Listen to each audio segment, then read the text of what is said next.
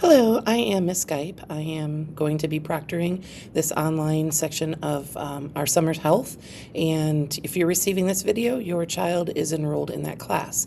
I just wanted to put a face and a name with your student's teacher so that you can get an understanding of what they've signed up for and be able to sufficiently support them.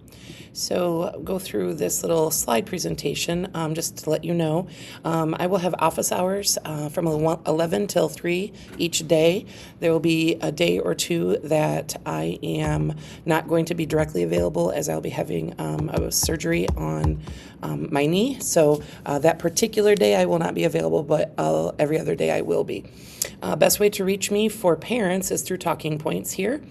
Students and parents, if you're following your student's Canvas, can message me through Canvas, and a direct email is here, gipet@wws.k12.in.us.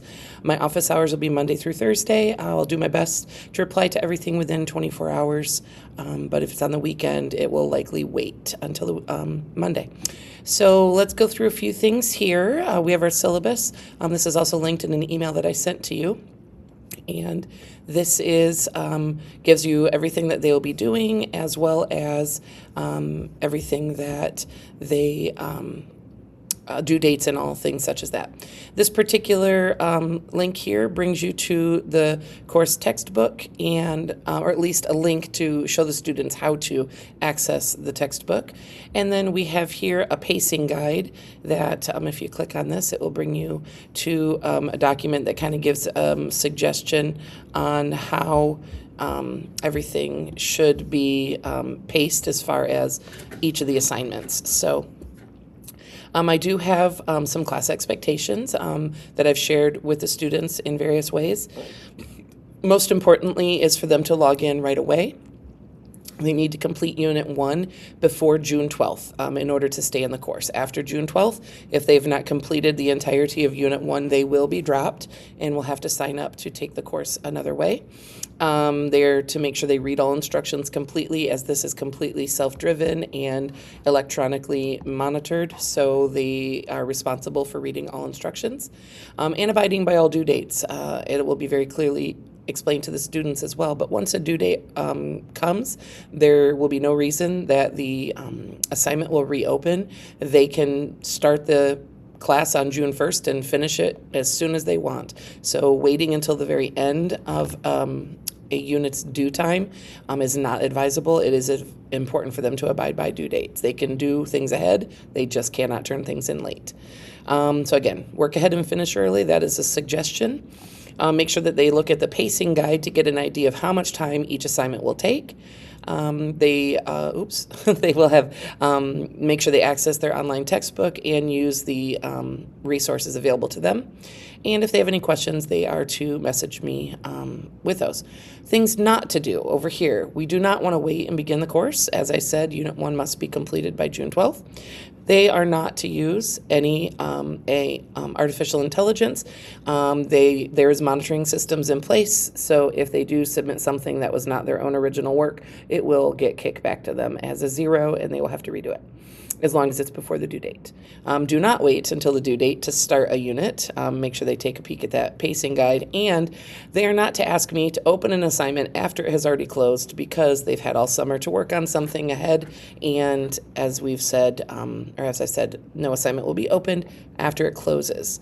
So for you to see kind of what they have coming this summer, these are the due dates for each of the units. Unit 1 will be our health and wellness unit, and these are the 3 assignments that will be submitted during that time.